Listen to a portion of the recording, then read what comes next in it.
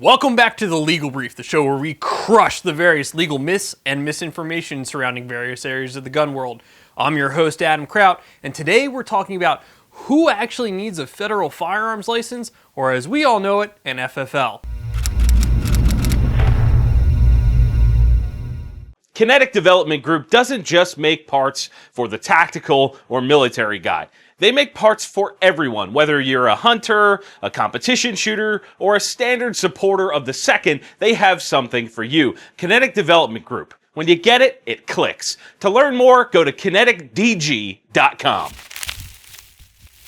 If you're attending the NRA annual meeting in Atlanta next week, you need to check out the Gun Collective panel on Saturday, April 29th at 1 p.m. We're going to be giving away a ton of awesome prizes, and there's going to be great content creators for you to meet and greet with. For more info, click the link in the description.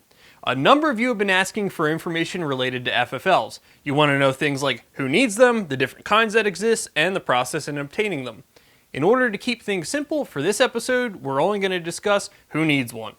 And this episode is not covering the Curio and Relic licenses, so you Mosin Nagant owners can keep on waiting. The Gun Control Act, or GCA, requires that individuals who are engaged in the business of importing, manufacturing, or dealing in firearms be licensed.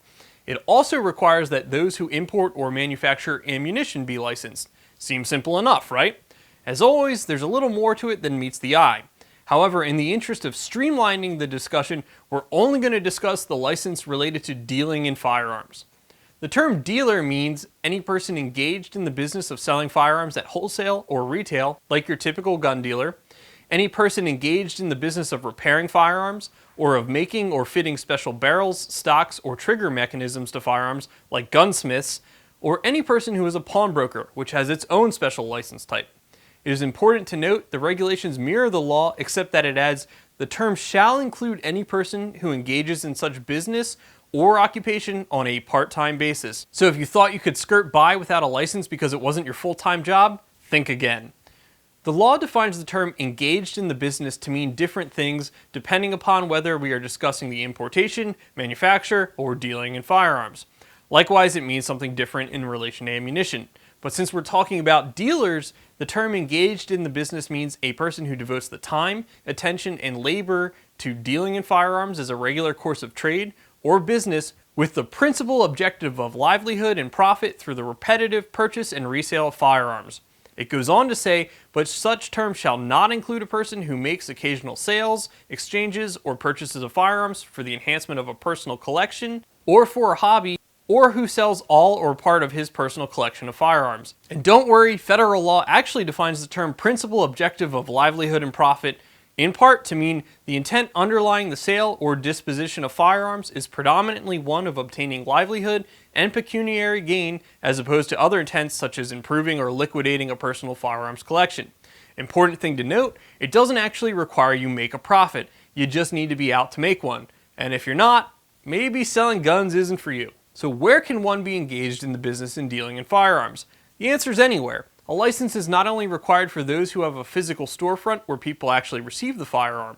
If you're selling guns over the internet and meet the criteria specified above, it's likely you would need a license. However, you would still need a physical location for the license to operate from, such as your home. FFLs can also sell firearms at gun shows and sanctioned events. That being gun shows, like we all know and love, where there's usually anything and everything but guns being sold, in addition to events sponsored by any national, state, or local organization devoted to collection, competitive use, or other sporting use of firearms, or an organization or association that sponsors functions devoted to the collection, competitive use, or sporting use of firearms in the community. So that would include events like Knob Creek, Stone Mountain Machine Gun Shoot, local gun club raffles, etc. You'd first want to make sure that ATF approves the event prior to conducting business at one. Otherwise, you could risk losing your license.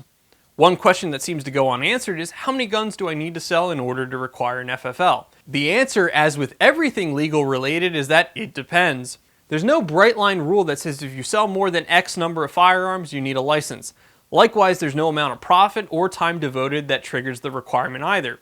It's entirely fact dependent. The courts have been good enough to give us some criteria to look at in order to determine if one is engaged in the business and dealing in firearms. They include, are you representing yourself to be a firearms dealer? Are you repetitively buying and selling firearms? What circumstances under which the firearms are being sold? And are you looking to make a profit? While it's not an all-inclusive list, it does give one some things to look at in order to determine whether their activities would require they need a license to be a dealer in firearms. Remember, activities that would require a license to be a manufacturer, importer, or importer of ammunition are not covered in those criteria. Rather than make up my own examples, ATF was kind enough to provide some, so we're going to do a quick review to see if you understand generally when someone may need an FFL. Bob inherits a collection of firearms from his grandfather. He would rather have cash than the firearms, so he posts them all online for sale. He makes no purchases, but over the course of the next year, he sells all of the firearms he inherited in a series of different transactions. Does Bob need an FFL?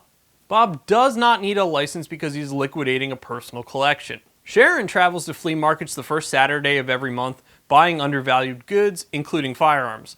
The last Saturday of every month, Sharon rents a booth at the flea market and sells her items at market value for profit.